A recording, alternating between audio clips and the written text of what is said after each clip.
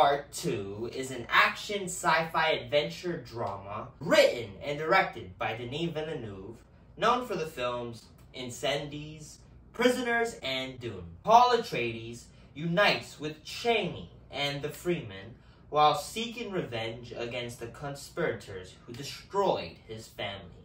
The film's runtime is 166 minutes. The film's rating is PG-13 in color. Novel by Frank Herbert, starring Timothée Chalamet. Freaking Dune! Dune Part 2. This is a movie that it's one of the rare ones in which I got a little excited. I'm not gonna lie. This is one of the few times where I go to a movie pretty excited, a little giddy. I'm like, alright, man, I freaking loved Part 1. So I was very much like, alright, let's see how Denis finishes the book of Dune and see how he does it. I'm happy to report, as usual, that this film is incredible. It is masterful in every single standards. It is a sci-fi epic, not like what you expect from a Disney Star Wars, no disrespect, but in grand scale, on stakes, on world building, on characters, on story. It is a masterclass on how to do all of those pretty much perfectly. This film is one of the few times where I could just sit down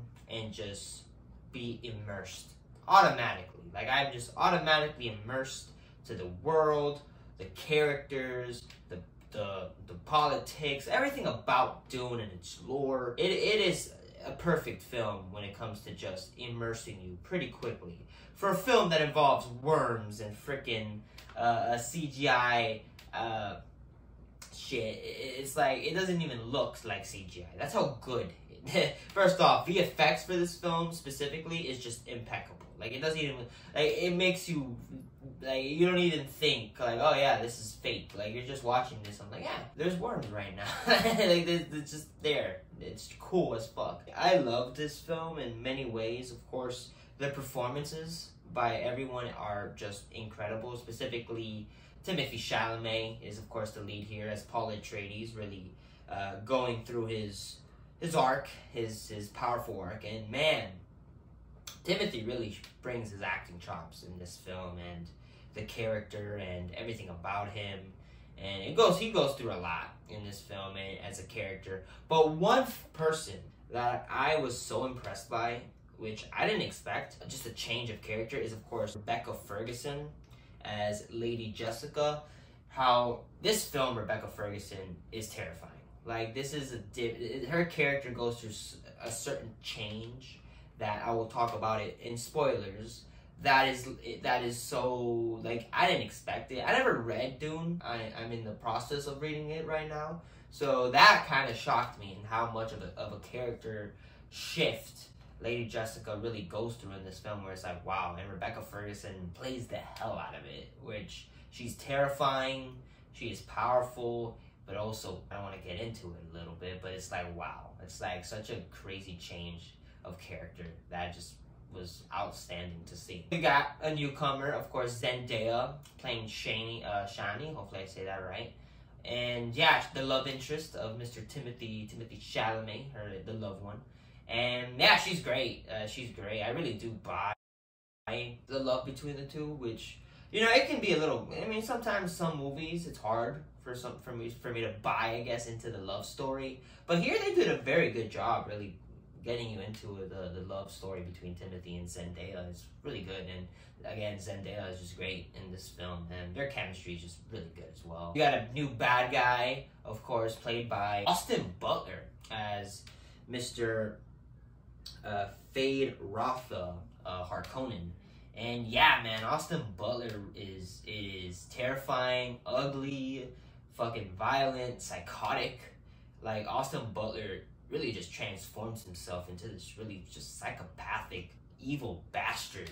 But it's just also such a badass in combat, and just also just the lines that the line delivery in certain moments where he does some pretty horrific shit, and the what he would say afterwards is like so cold. You're like, wow, that fucker, that man is something else. And I think Austin Butler is great. And of course, the returning Stellan Skarsgård as Baron Harkonnen is great. I mean, this man is terrifying.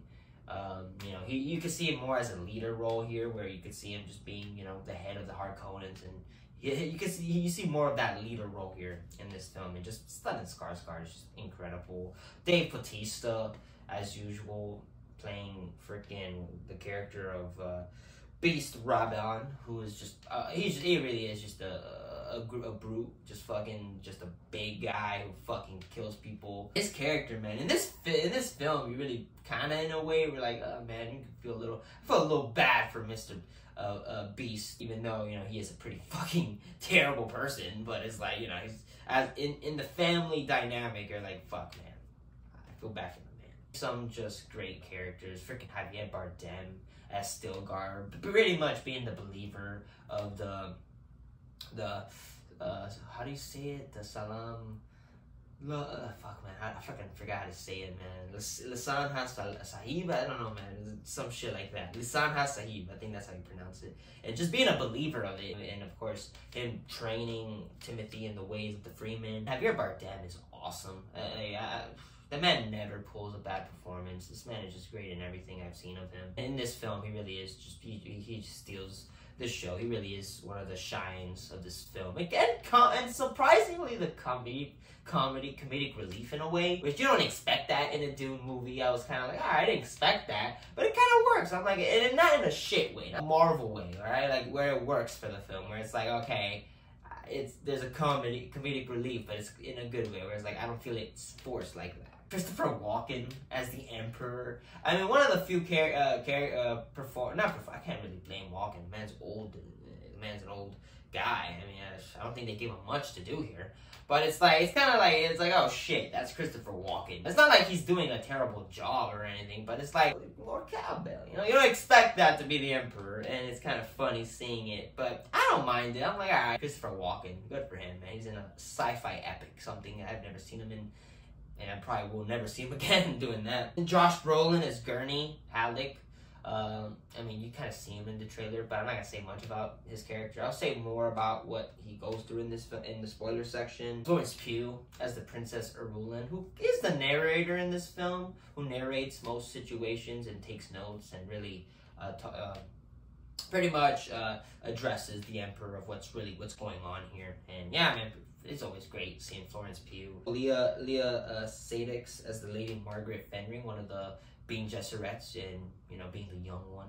Because every Bene Gesserit who's not Rebecca Ferguson is fucking old as hell.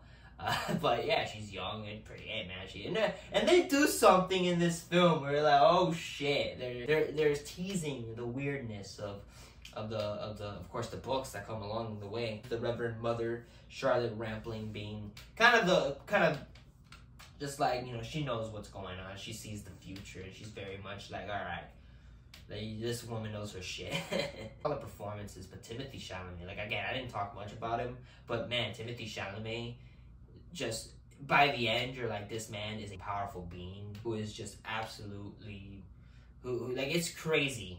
The kind of performances. I didn't think Timothy can go there. I was like, all right, Timothy can go there. And by the end, I'm like, yeah, man, fucking Lisa Nagahi, let's go. Freaking, I'm a believer now, and this man is just taking in control, and also just everything that he does, performance-wise, is just great. Direction by Denis is just incredible. The man knows how to make a sci-fi film, and how to make it immersive, and how to make it grounded in a way, like, where you can feel there's some realism, even though there's worms and planets and stuff. You're like, he makes it very grounded. The writing is just top notch. Of course, screenplay is by John Spahitz, known for Doctor Strange, Passengers, and Dune, and also written by Denis. And man, yeah, the story is just incredible. Of course, they take pretty much most of the second half of Dune of Dune, but also with twists and changes that I didn't feel like it was that bad. Again, I didn't really finish Dune, so I don't know how much they changed here, but I didn't feel like it was bad. Everything I saw was just top notch. The story is great, the characters are great, the world building is just great, everything about it is just great. The score by Hans Zimmer, just top notch as usual. The man really just pulls it in every time. But somewhat, like, person that really impressed me here is the DP by Greg Fraser. This is just masterfully shot. Everything is it's just beautiful. It's art. It is just a beauty every time. Like I want to see this shit on IMAX. I didn't really get to see this film on IMAX. I saw it on the standard screen, which if it was up to me, I would have gone to see it on IMAX. One of my good friends didn't even show, so it was like, man, I could have seen it on IMAX. Instead, here I am. It still was just a beauty, and the just cinematography is just impeccable. The action scenes are freaking amazing. It is so great and fun, and even editing by Mr. Joe Walker is just very well. Again, this is a 3-hour long movie, and I don't see anything in this movie that I would probably cut off. Everything is just everything belongs there. I think there's not a single moment, even though it's 3 hours, and it's not like, so there, of course this is definitely way more fast paced than the original, than Dune 1. It is just everything about I don't see a thing, and I feel like the Mr. Joe Walker edited this just impeccably. Costume designing is just awesome by Jacqueline West. Everybody dresses well. It's not goofy like the costumes in like 84. Everything is like actually pretty well made and well grounded. Production designing as well is just amazing by Patrice Vermette. The sets and everything looks awesome. And yeah, Dune Part 2. If I could describe this movie in little words, I'd say is masterpiece. It is powerful.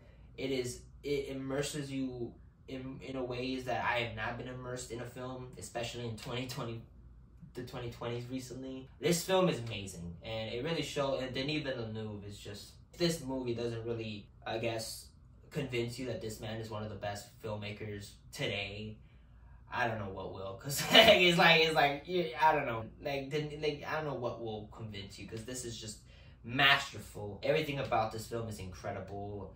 That just everything is well crafted. I have very little to no complaints except for I want to see Messiah. Like it ends in a very, it doesn't end like unsatisfactory like, let's say Part 1, where it really just is a cut. Like they're walking and it's like, oh, that's the end.